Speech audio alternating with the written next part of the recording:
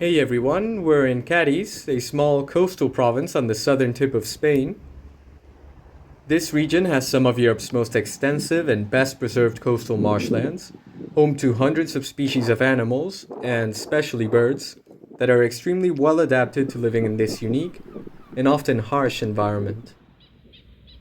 We're in one of those marshes right now, and in this video we're going to explore this huge marsh and introduce you to some of the amazing animals that live here. So without further ado, let's go ahead and get started. Alright, we just found this little guy. This is a ringed plover. They're very common in marshes, wetlands, and coastal areas in Europe. Plovers are wading birds, and they can commonly be found foraging at the shoreline looking for little crustaceans and insects. You can see it's really small and dumpy looking, but it's still a very pretty bird. They're a migratory species, so they spend most of the year in Central and Northern Europe, and they come here to winter since winters here are really mild. But since it's already spring, the ones here will probably soon head back to Northern Europe, and we likely won't see them again until after they've bred and raised their chicks. So until autumn approximately.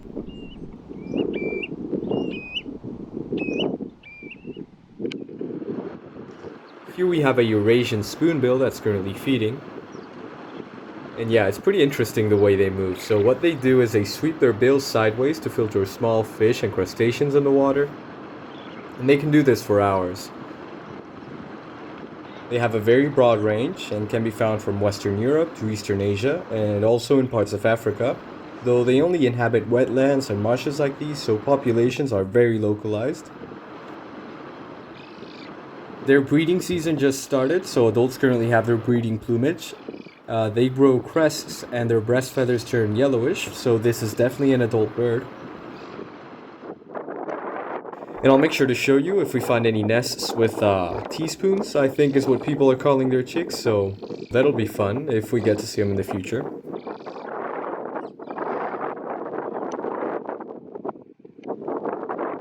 Now take a look at this massive crab army. Look at how many there are. These crabs that you see here are West African fiddler crabs. They're mostly found in West Africa as their name suggests, though you can also find them here in the southern tip of the Iberian Peninsula. They live in burrows they dig in muddy beaches, and they come out when the tide is low. You can see there are hundreds of them here. And they can actually recognize their own burrows, which is pretty impressive considering they're, well, just crabs. And they eat mud. Well, not really. They do put mud in their mouths, but what they're really after is the microorganisms and organic matter that's in the mud. And that's what they actually eat. What they do then is they spit out the clean mud in the shape of a small pellet. And just in general, wherever there are fiddler crabs, you'll definitely see thousands of those little pellets on the sand or on the mud, especially near their burrows. Oh, and they also dance to impress females, which is pretty cool. That's their mating ritual, and you know, it's always cool to see a crab dancing. And as I just said, these are an African species, and it's actually relatively common to see African species here. That's because Africa is only about 25 miles or 40 kilometers away from where we're currently at. That's one of the reasons this is such an interesting place, is you get to see lots of European and North African species here. This is a little egret that we have here. It looks like this one is fishing. Egrets are basically just herons that are smaller and white in color. Other than that, there's not much of a difference between the two. And just like herons, they usually eat aquatic animals that they snatch from the water. They hunt by either waiting at the shore until they see prey or walking in the water very slowly, like this one is doing, and then catching whatever they find moving around. And they'll eat just about anything. And they're relatively common in coastal areas and wetlands. This species is originally from warmer areas of the world, such as Mediterranean and parts of Africa, but they have been steadily expanding their range further north. So you can now find them in England, Ireland, and northern France.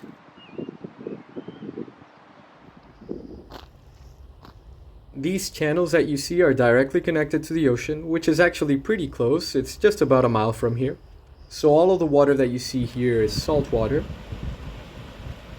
And because of that, this type of marsh that we're in is what's known as a tidal marsh or salt marsh, with water coming in and out of the sea with the tides. These marshes get really colorful during the spring. As you can see, there are lots of flowers blooming right now, even though there's very little fresh water here. And most of the plants that grow here are salt tolerant, and they need to be because there's a lot of salt in the soil.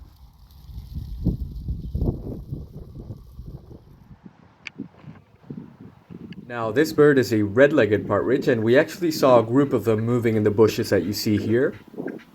These are relatively small and really quite plump birds in the pheasant family, and they have these really ornate feather patterns and colors. They can't fly very well, so they mostly just stay on the ground, and if disturbed, they'll just try to run away. It's actually pretty funny the way they run. And it looks like this one is foraging, and they usually eat seeds and leaves and just plants in general. It just ate a dandelion, so I guess they like eating flowers too. And I didn't expect to see these at all. They're definitely not a species that typically inhabits wetlands, but here they are. They tend to mostly live in scrublands and prairies, but now I guess they can also live in marshes. I mean, here's the proof. They also do not migrate, and they tend to stay in the same area year-round, so these ones probably live here. Red-legged partridges are native to southern Europe, but since they've traditionally been hunted for sport, they've also been introduced to other areas, such as Great Britain and even New Zealand. Males and females look very much alike, though males are much more vocal, and if there are partridges in your area, you can hear them calling constantly. They also have really tiny spurs, but you can pretty much only see them if you get really close to them. They are super tiny. And this one here is a male that we found nearby.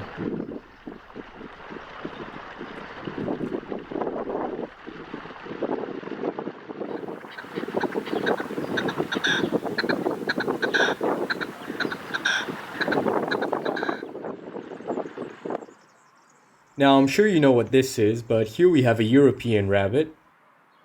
And rabbits are one of the few mammals that are able to survive in coastal marshlands with very little fresh water.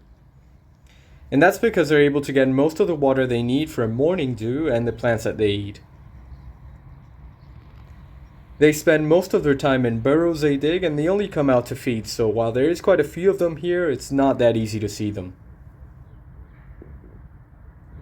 The burrows they dig are called warrens, and they're actually very complex. They consist of a series of interconnected tunnels with often multiple entrances, and they're usually shared by a group of up to 10 rabbits. While rabbits are pretty much found all over Europe now, they're actually only native to the Iberian Peninsula and parts of northern Morocco and western France, so the rabbits that you might see in other parts of Europe were actually introduced by humans. Rabbits in Great Britain, for example, were introduced in the 11th century by the Normans, and there are many other examples of rabbits being introduced to other areas of the world by humans, even in Australia and New Zealand. And we're gonna move on, so let's see what else we can find.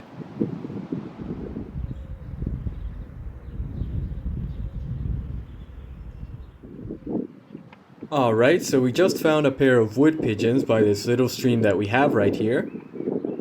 They are by far the largest species of pigeon that's native to Europe, measuring up to 17 inches or 45 centimeters in height. So much larger than your average rock pigeon. And wood pigeons do not typically live in marshes. They're more common in forests and just generally in places with lots of trees. As their name suggests, I mean they're wood pigeons after all. So these ones probably came from somewhere else. Perhaps a more forested area that's nearby since there aren't that many trees here. And they do spend a lot of time on the ground, mostly foraging, so it's not uncommon to see them like this. They are herbivores, just like most species of pigeons and doves, so they mostly eat plants and seeds. And yeah, this one is just pecking at the grasses, probably looking for small seeds and buds.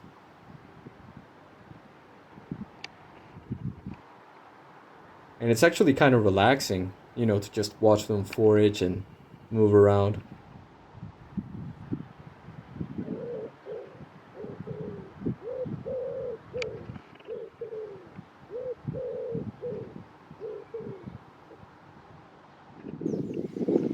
We're now at a small pond, and it looks like we just found a little Eurasian coot chick, or a cootling, I guess you can call it that too. And here's its mom. Now this chick must have hatched less than a week ago because it wasn't here the last time I checked this pond, and it's also really small. Here you can see its mom feeding it. And coots in general are really weird birds. They have these frontal shields on their heads, and that's actually where the saying bald as a coot comes from. And they also have really long lobed feet that are really well adapted for swimming and walking on muddy areas. So they're very well adapted to living in marshes like this one. Eurasian coots are also very adaptable birds, and as such they can be found around bodies of both fresh and salt water throughout Europe, Asia, Africa, and even Australia. So they have a very large distribution. Now you can find coots in North America and South America, but they are different species. And coots especially like ponds and lakes with reeds in them, as they use them to make their nests, and it also allows them to hide more easily if they need to.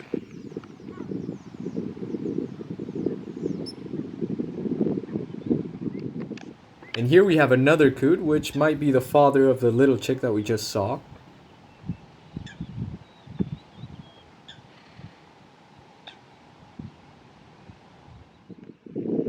And we also saw this mallard duckling on the same pond.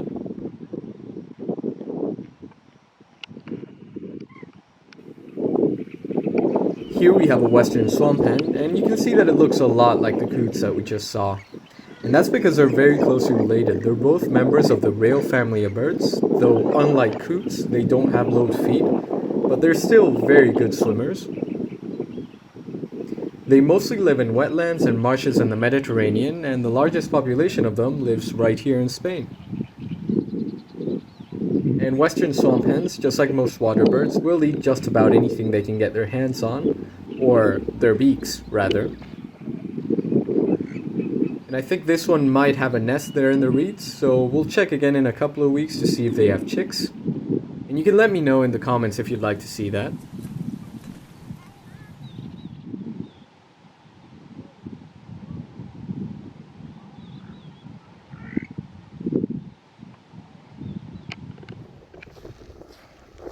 Alright, and that is gonna have to be it for now. I really hope you enjoyed this video, and if you did, I'd really appreciate if you could give it a like and subscribe. Also, if you have any suggestions, please let me know down in the comments. Feedback is greatly appreciated. And yeah, thanks for watching, and see you next time.